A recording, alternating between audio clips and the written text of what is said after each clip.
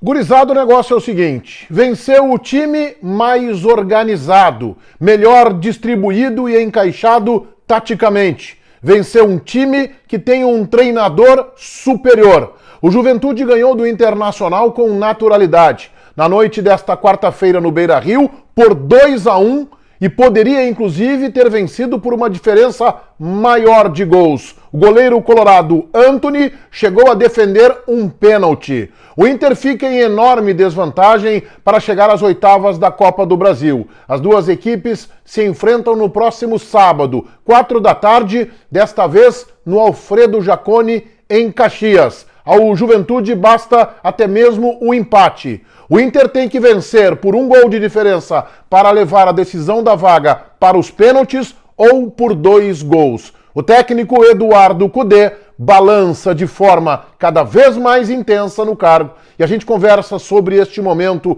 de enorme pressão, turbulência e crise no futebol do Internacional neste meu vídeo, que é em nome da Mais Ágil. A Mais Ágil é a empresa que te dá a oportunidade de antecipar até 10 anos do teu FGTS. É isso mesmo. O governo federal permite o saque antecipado do fundo de garantia, mas há regras para isso. E quem tem a expertise deste negócio é o time da Mais Ágil. O caminho para tu botar a mão nessa grana, 10 anos do teu fundo de garantia, é ir no link que eu coloquei aqui embaixo no primeiro comentário. Você sabe que aqui embaixo tá cheio de comentário, imagino, com muitas críticas, talvez às minhas análises, mas também ao desempenho do Internacional. E no alto, no primeiro comentário, tem um link. Você clica ali e já sai conversando no WhatsApp com o time da Mais Ágil para antecipar uma boa fatia do teu FGTS. Em nome de Mais Ágil, eu repito, o link aqui embaixo no primeiro comentário, eu rodo a vinheta.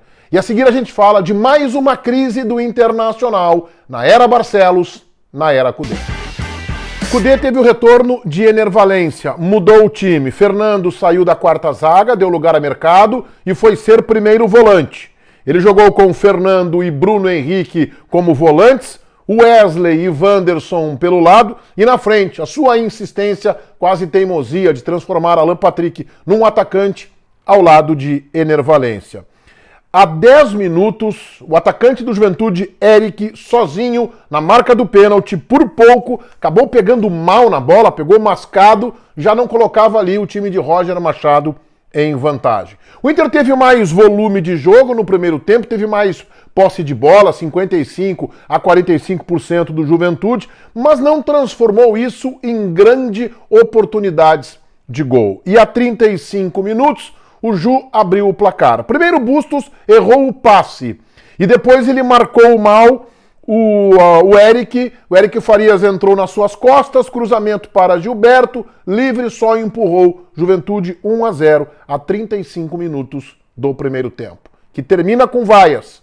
Vem o intervalo, Cudê não mexe na equipe, não muda, ele demorou horrores para mudar. O time do Inter foi fazer isso somente a 25 minutos. Mas antes disso, a 11 minutos, o Juventude se aproximou do segundo gol. Num pênalti marcado em cima de Vitão, num cruzamento de Gilberto, Vitão ergueu o braço, lance muito parecido com aquele de Ramiro em 2021, no Brasileirão de 2020, Ramiro jogando pelo Corinthians, foi pênalti, como foi esse de Vitão. Gilberto bateu e o goleiro colorado Antony defendeu. Antony, garoto que não joga há 4 meses, defendeu o pênalti, senão o Ju estaria ali ampliando para 2-0. 3 minutos e meio depois, Gilberto quase marcou. Vejam como o Juventude teve enormes possibilidades de marcar o segundo gol, de ter vantagem. Aos 25, Cudê retira o Wanderson e coloca o Alário. E 3 minutos depois, Ener Valencia, recebendo um belo passe de Alan Patrick, empatou o jogo 1-1, reacendendo a chama da torcida colorada no Beira-Rio.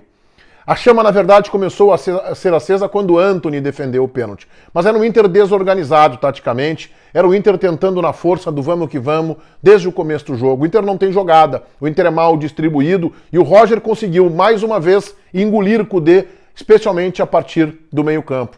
O Roger, que já havia eliminado o Inter dirigindo o Juventude neste ano, em março, pelo Campeonato Gaúcho, naquela oportunidade foi melhor que Cudê nos 2 jogos, ainda que eles tenham terminado em empate e o Juventude tenha se classificado nos pênaltis. A verdade é que o Juventude foi melhor que o Inter nos 2 jogos, especialmente no segundo. Porque lá em Caxias, no primeiro jogo, ainda houve maior equilíbrio, mas o Juventude esteve muito mais próximo da vitória.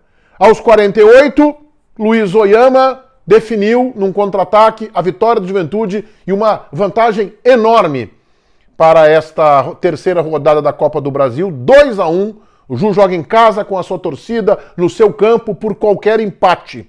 E a tendência é o Juventude mais organizado, com mais tranquilidade, muito bem dirigido por Roger Machado, inclusive vencer o jogo. O trabalho de Eduardo Cudê começa a se esfarelar. Não é um bom trabalho ao longo desta temporada. Ele já foi eliminado por esse Juventude nas semifinais do Campeonato Gaúcho. Ele fez uma primeira fase de Copa Sul-Americana aos trancos e barrancos, contra adversários como Belgrano, Real Tomayapo e Delfim. Levou o Internacional apenas à repescagem, que na outra semana começará a ser decidida com o Rosário Central. A torcida não perdoou e mais uma vez ofendeu o técnico ao final da partida com o já conhecido Ei Cudê vai comer tomate cru. Aliás, eu não concordo com esse tipo de manifestação, mas também entendo que ela é legítima. O torcedor está indignado com uma campanha ruim em cima de um elenco que é milionário.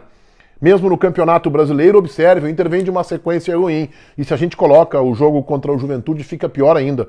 O Inter, nos últimos 5 jogos, 4 de Campeonato Brasileiro e 1 de Copa do Brasil, acumula 3 derrotas e 2 empates. E veja para quem o Internacional perdeu.